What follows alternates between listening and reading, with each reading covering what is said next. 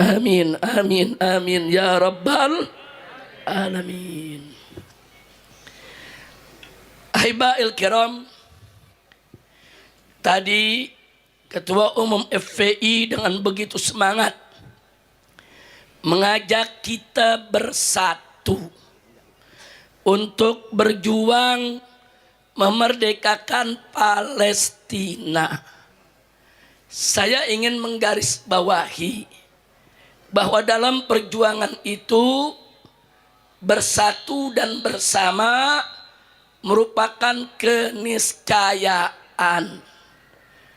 Kita tidak akan pernah menang dalam perjuangan kalau kita tidak bersatu dan tidak berjuang bersama.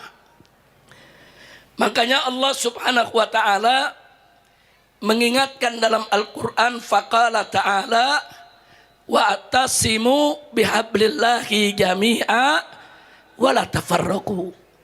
Berpegang teguhlah kamu sekalian kepada tali Allah, kepada agama Allah, hukum Allah, wala tafarraqu, dan jangan sekali-kali kamu bercerai-berai.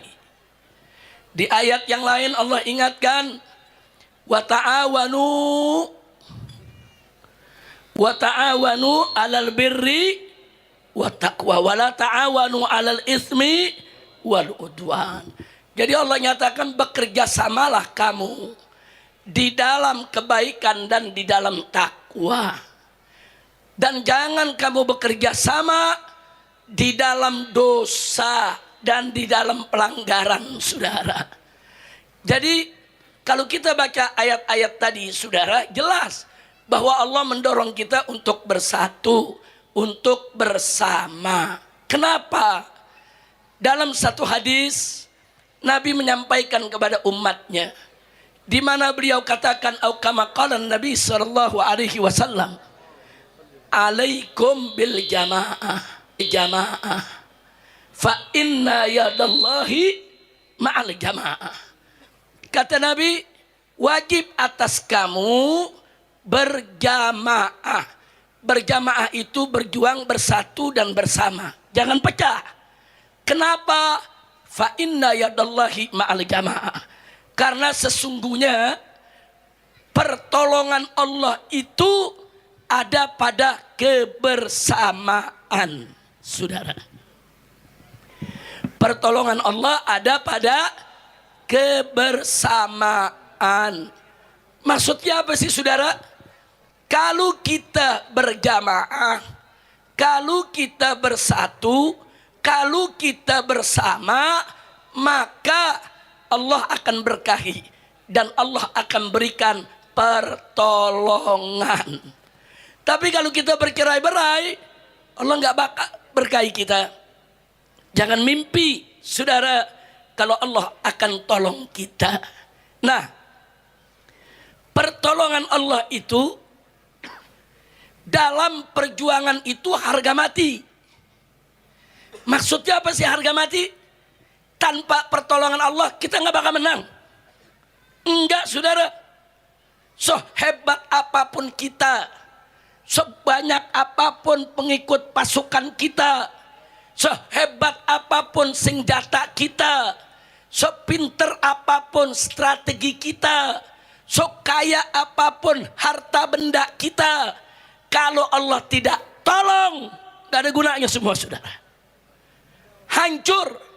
Kita bisa dihancurkan oleh musuh-musuh yang kita lihat lemah, yang kita pikir gak punya kekuatan.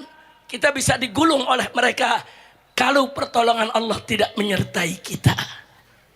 Sebaliknya, kalau Allah menolong kita, saudara, selemah apapun kita, semiskin apapun kita, sedikit apapun pasukan kita, saudara, tapi kalau sudah Allah memberikan pertolongan, musuh sebesar apapun, sehebat apapun, sekuat apapun, tidak akan pernah mampu untuk mengalahkan kita, saudara. Jadi kuncinya di mana? Pertolongan Allah. Kalau Allah sudah menolong, nasrum minallah, pertolongan itu datangnya dari Allah. wa fathun qarib, maka niscaya kemenangan pasti dekat, saudara. Jadi kalau sudah ada pertolongan Allah, pasti kemenangan akan dekat, saudara. Nah karena itu, saudara, yuk mari. Dari tadi diserukan oleh para tokoh kita, oleh panitia, oleh pimpinan FPI yang di Aceh sini, oleh Tengku Abi Muslim At-Tahiri, oleh Tengku Abi Wahid, saudara Al-Asyi, semua menyerukan, ayo kita bersatu, ayo kita bersama, ayo kita jangan bercerai-berai. Nah sekarang saya mau tanya semua, saudara, apakah kita perlu pertolongan Allah? Perlu pertolongan Allah? Mau ditolong Allah? Kalau begitu siap bersatu, siap berjuang bersama. Takbir. Sallu ala Nabi. Baru saja di Aceh kita lihat kemarin, saudara, begitu ulama Aceh bersatu dengan gubernurnya, bersatu dengan bupati dan wali kotanya, bersatu dengan DPR di tingkat kota maupun daerahnya, bersatu seluruh rakyat Aceh menyuarakan untuk meminta 4 pulau agar tidak diambil oleh siapapun. Allah kasih kemenangan, saudara. Betul? Betul? Coba kalau kemarin, saudara, Aceh nggak kompak. Kalau kemarin nggak kompak, oh yang satu bilang nggak apa-apa diambil, yang satu lebih bilang nggak bisa, nggak bakal balik, itu 4 pulau, saudara. Tapi kenapa 4 pulau itu kembali ke pangkuan Aceh? Karena Aceh kompak, bersatu, tidak berpecah belah dalam perjuangan. Betul? Takbir. Angkat tangan semuanya, takbir. Takbir. Sallu ala Nabi. Saudara, ada yang tanya saya di Jakarta, Habib, kenapa sih soal pulau ramai betul? Ini kan cuma soal pulau, Habib. Saya jawab ya ikhwan, saudara, ini bukan hanya persoalan pulau, tapi ini soal harga diri. Ini soal harkat dan martabat bangsa Aceh. Ini bukan soal khasnya sekedar pulau, tapi ini soal kedaulatan bangsa Aceh, saudara, yang nggak pernah diajak bicara, nggak ada angin, nggak ada hujan, tahu-tahu 4 pulau dicolong. Kacau tidak? Kacau tidak? Mendagri, nggak ada angin, nggak ada hujan, main tanda tangan, Saudara, kemarin ditanya Mendagri sama wartawan, Pak kok nggak jadi? Kok nggak jadi? Apa dia bilang? Iya, saya belum baca undang-undangnya sih. Saya nggak tahu isi perjanjian Helsinki. Ini menteri kok ngawur? Kok yang begini bisa jadi menteri? Kacau, kacau, kacau, kacau. Kacau tidak? Ini Mendagrinya, wakilnya kacau. Orang jadi menteri, sebelum ngambil keputusan, periksa dulu dong. Bagaimana aturannya, bagaimana regulasinya, bagaimana undang-undangnya. Jangan bikin gaduh, betul? Aceh lagi tenang-tenang. Aceh lagi damai-damai. Macan tidur dibangunin. Kacau gak? Kacau gak? Belum tahu mereka Aceh. Dipikir Aceh bakal diam. Enggak. Aceh jangan diganggu. Betul? Betul? Betul? Aceh kalau diperlakukan dengan baik, Aceh akan lebih baik. Betul? Kalau orang lembut kepada Aceh, Aceh akan lebih lembut. Betul? Orang baik ke Aceh, Aceh akan lebih baik. Betul? Betul? Tapi kalau ada yang mau main gila sama Aceh, bisa jadi Aceh Bungo. Mau tahu dia lawan Aceh, betul? Angkat tangan takbir. Shallu ala Nabi. Makanya saya mau tanya, persatuan bagus gak? Persatuan bagus gak? Saudara, ini pelajaran dari Allah. Tadi ada laporan saya dari kawan-kawan di Aceh. Habib, ini bagaimana ya? Konun syariat belum sempurna diberlakukan di Aceh. Kuncinya gampang, bersatu. Setuju gak? Setuju gak? Kalau Pak Gubernur, Pak Bupati, DPRG, saudara, semua bersatu, ulama, umat Islam memberlakukan konun syariat di Aceh, siapa yang bisa tolak? Betul? Takbir. Siap tegakkan syariat Islam? Takbir. Ada gangguan dari pusat. Wah. Eng. Ada yang bilang apa? Habib jangan memprovokasi orang Aceh. Wah. Habib jangan manas-manasin. Saya bilang saya nggak manasin, emang orang Acehnya udah panas. Betul? Betul? Saya mau tanya, kemarin soal 4 pulau, emang saya yang panas-panasin? Tito yang panas-panasin. Betul? Siapa?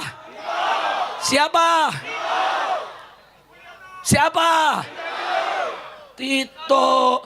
Dia mau nyenangin anak raja. Bukan anak, mantu.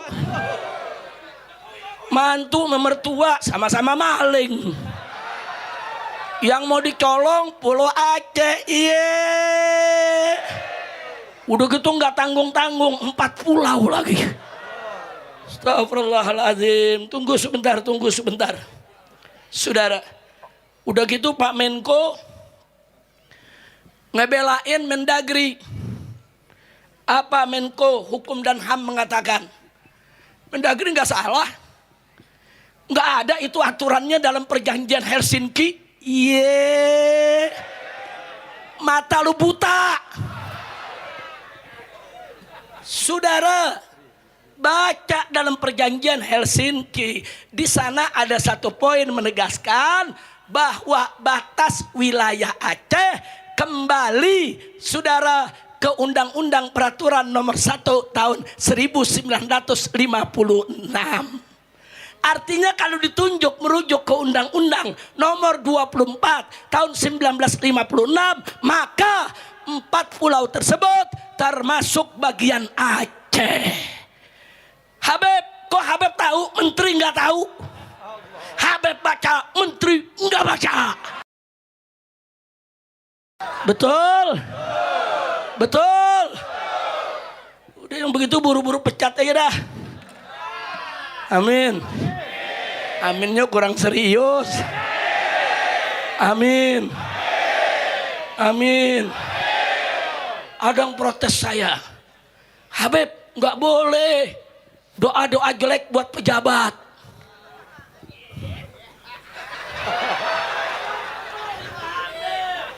Jawab jangan. Kasih paham jangan. Kapan? Nanti bulan Agustus. Kan Agustus mau balik lagi.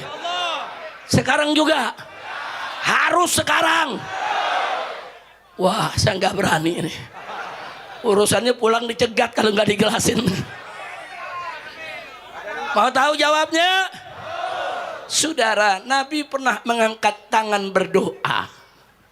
Apa kata Nabi dalam doanya? Hadis sahih, saudara.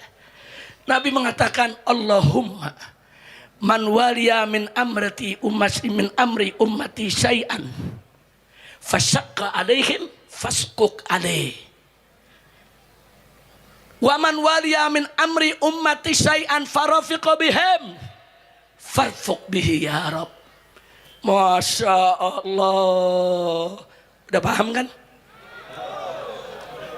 Kan bahasa Aceh barusan. Bahasa Aceh, bahasa Arab. Oh, bahasa Arab. Mau tahu artinya? Saudara, Nabi berdoa. Allahumma ya Allah, man waliya min amri ummati syai'an. Barang siapa ada orang yang mengurus aku punya umat, maksudnya jadi pemimpin, memimpin aku punya umat, fasyaqqa alaihim, tapi dia bikin susah urusan umatku, dia bikin susah, umatku disakiti, menderita, ditelantarkan, maka kata Nabi kepada Allah, fasquk alaih, bikin susah hidupnya ya Rabb. Doa siapa? Doa siapa? Doa Nabi, saudara. Kelanjutannya kata Nabi, ya Rabb, man waliya min amri ummati syai'an. Barang siapa ada orang yang mengurus aku punya umat, farafiqa bihim, dan dia berbuat lembut terhadap umatku, dia mudahkan urusannya, farfuq bihi, permudah urusan dia, ya Allah. Makanya doa Nabi adil gak? Adil gak? Yang baik didoain, betul? Yang jahat disumpahin, betul? Ajaran siapa? Allah diprotes sahabat jangan nyumpahin, pun gak nyumpahin, itu doa Nabi. Betul? Nah, maka itu kita minta sama Allah, yang bikin susah bangsa Aceh, biar Allah bikin susah lagi. Yang nyakitin bangsa Aceh, biar disakiti lagi. Yang coba-coba mau menghancurkan kehidupan bangsa Aceh, biar Allah hancurkan mereka sehancur-hancurnya. Amin ya Rabbal Alamin. Nah saudara, saya mau bacakan sedikit saudara. Saya heran kalau menteri kok sampai nggak tahu begitu saudara. Pertama, kalau kita buka peta yang dibuat oleh Belanda tahun 1913, itu peta Aceh udah ada. 4 pulau yang lagi diributin kemarin ada dalam peta masuk wilayah Aceh, saudara. Dari tahun 1913 Indonesia belum lahir. Belum lahir belum. Udah lahir belum? Belum 1913. Saudara.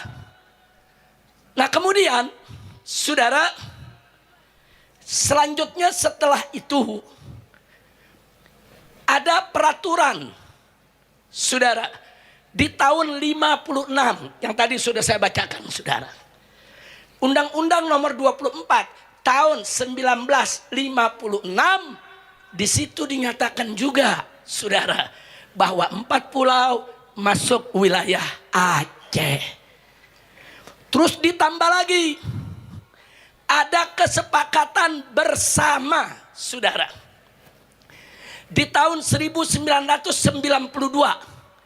antara Gubernur Aceh saat itu yang bernama Bapak Ibrahim Hasan dan dengan Gubernur Sumatera Utara yang saat itu bernama Raja Inal Siregar saudara, bersepakat tentang batas-batas wilayah Aceh dan Sumatera Utara. Dan ternyata 4 pulau tersebut masuk wilayah Aceh. Bahkan diperkuat saudara kesepakatan tersebut dengan Kemendagri nomor 111 tahun 1992 saudara, yang menyatakan bahwa ke-4 pulau tersebut milik Aceh. Kira-kira jelas tidak? Paham tidak? Jadi saya tanya, kalau kita mau lihat bukti-bukti sejarah berarti kuat tidak? Kuat tidak? Jadi 4 pulau itu milik siapa? 4 pulau tersebut milik siapa? Milik siapa? Baik, diperkuat lagi. Undang-Undang nomor 11 tahun 2006 saudara. Di situ undang-undang tentang pemerintahan Aceh. Tapi disebutkan bahwa batas wilayah Aceh ikut batasan yang sebelumnya.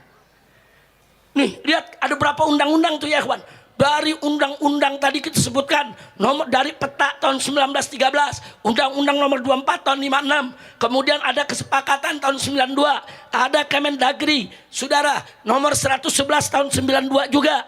Saudara, dan ada undang-undang nomor 11 tahun 2006. Yang menarik di tahun 2013 Saudara, ada yang dorong-dorong Sumatera Utara supaya menggugat 4 pulau ke Mahkamah Agung, saudara. Digugat ke Mahkamah Agung, minta putusan supaya 4 pulau masuk Sumatera Utara. Ternyata begitu Mahkamah Agung menggelar sidangnya, saudara, gugatan tersebut ditolak dan dinyatakan oleh Mahkamah Agung 4 pulau tetap milik Aceh. Takbir. Takbir. Nah, kemudian yang berikutnya adalah perjanjian Helsinki tanggal 15 Agustus 2005 yang dilakukan di Helsinki, Finlandia, saudara. Salah satu isi daripada kesepakatan perdamaian Helsinki disebutkan bahwa batas Aceh kembali ke batas putusan nomor 24 tertanggal 1 Juli 1956. Jadi siapa bilang di Helsinki tidak disebut batas, saudara? Kok yang begini bisa jadi Menko? Menteri kopi kali ya. Astagfirullahaladzim. Udah singkat aja, saudara. Berarti, saudara, secara historis, secara sosiologis, secara politis, secara yuridis, konstitusional, formal, 4 pulau tersebut memang milik Aceh. Alhamdulillah. Menteri nggak tahu apa-apa, saudara, main bikin peraturan. Bahkan di perjanjian Helsinki, di sana ada salah satu klausul disebut, bila ada peraturan turun dari pusat bicara tentang Aceh, harus konsultasi dulu kepada pemerintah Aceh dan Dewan Perwakilan Rakyat di Aceh, saudara. Jadi pemerintah pusat tidak boleh seenaknya bikin peraturan untuk Aceh tanpa persetujuan rakyat Aceh. Betul? Kenapa demikian? Itulah yang disebut otsus, otonomi khusus. Maka itu saya dukung dari kemarin. Saya katakan di Jakarta, bukan. Ini bukan soal pulau, bukan. Ini bukan soal sekedar urusan tanah, bukan. Ini ada satu kedaulatan yang berdiri atas dasar konstitusi, atas dasar perundang-undangan, legal standingnya jelas, saudara.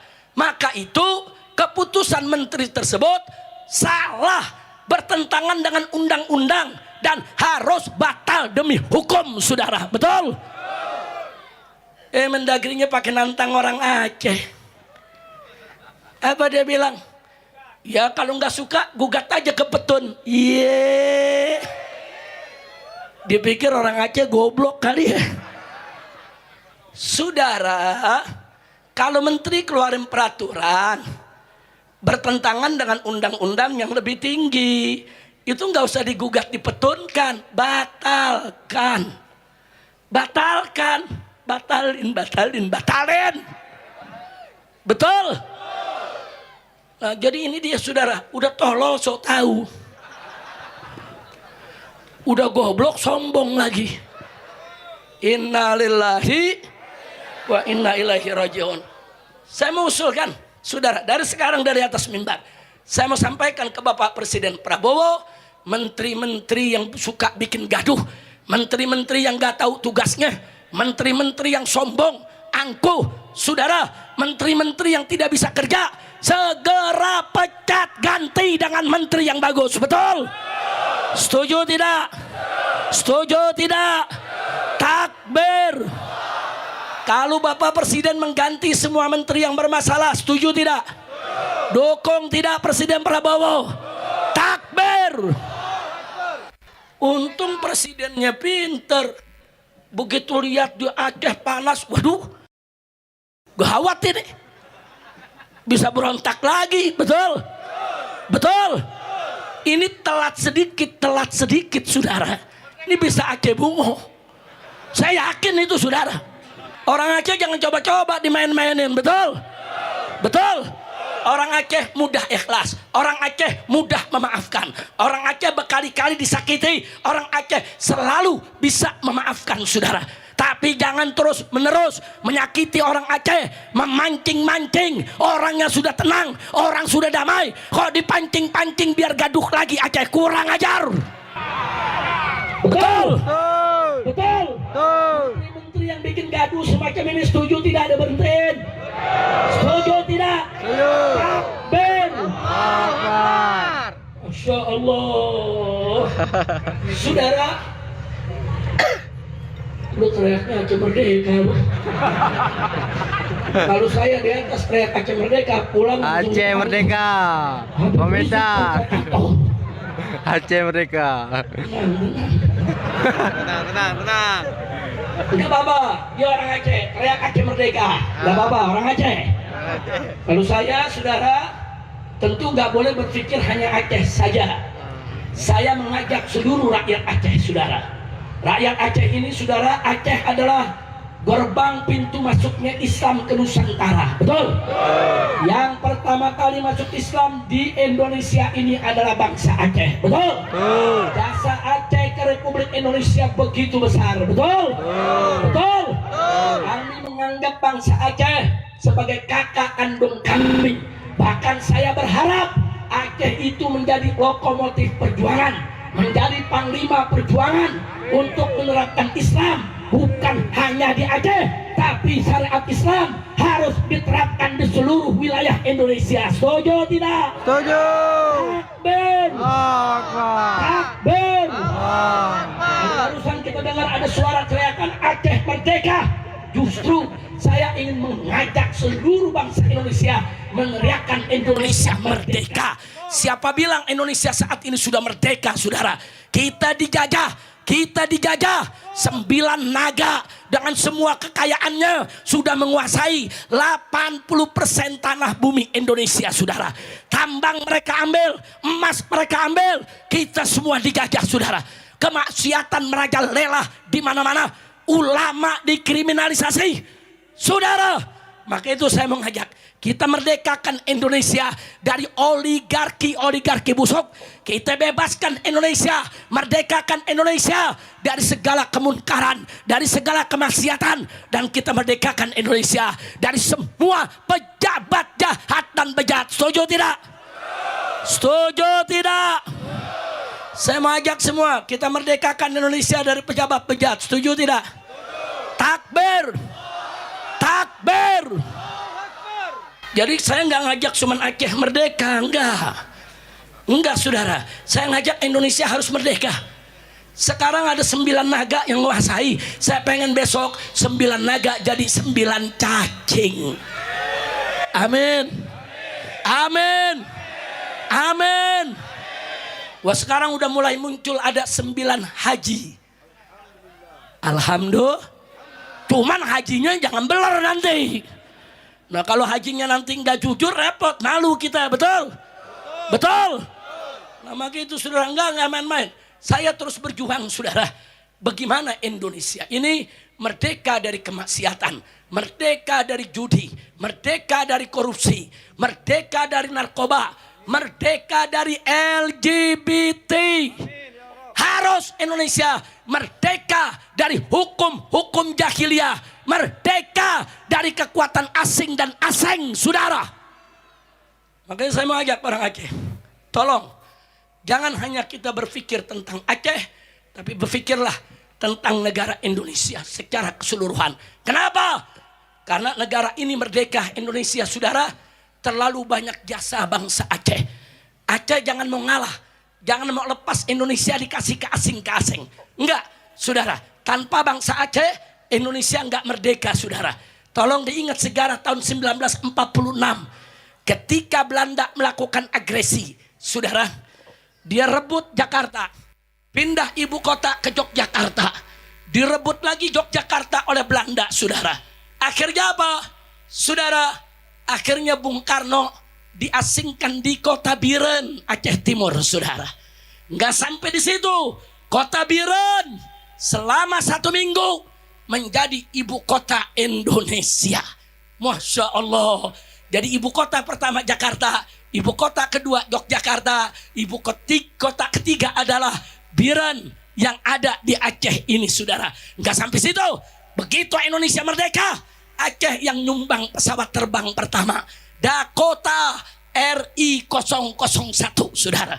Nggak sampai di situ. Orang Aceh kirim 1,5 kilogram emas untuk membangun Masjid Istiqlal, saudara. Masjid Istiqlal, Masjid Kemerdekaan, saudara. Nggak sampai di situ. 28 kilogram emas dari Aceh dikirim untuk ditaruh di atas Monumen Nasional. Monumen Nasional sebagai ikon, saudara, yaitu bangkitnya negara Indonesia dari penjajahan. Semuanya ada jasa bangsa Aceh, betul? Takbir. Jadi hati-hati. Kalau sekarang ada ngaku-ngaku paling NKRI, ngaku-ngaku paling Pancasila, dan ngaku-ngaku kayak dia doang yang punya Indonesia. Kacau tidak? Kacau tidak? Makanya Aceh jangan mau ngalah. Enggak. Indonesia kami yang merdekakan, Indonesia kami yang sumbang, Indonesia kami yang besarkan. Bahkan kami ke depan, bukan hanya Aceh yang harus menggunakan syariat Islam, seluruh Indonesia harus menggunakan syariat Islam. Bahkan Aceh harus siap menjadi panglima pemimpin perjuangan penegakan syariat Islam di Indonesia. Setuju tidak? Takbir. Allah.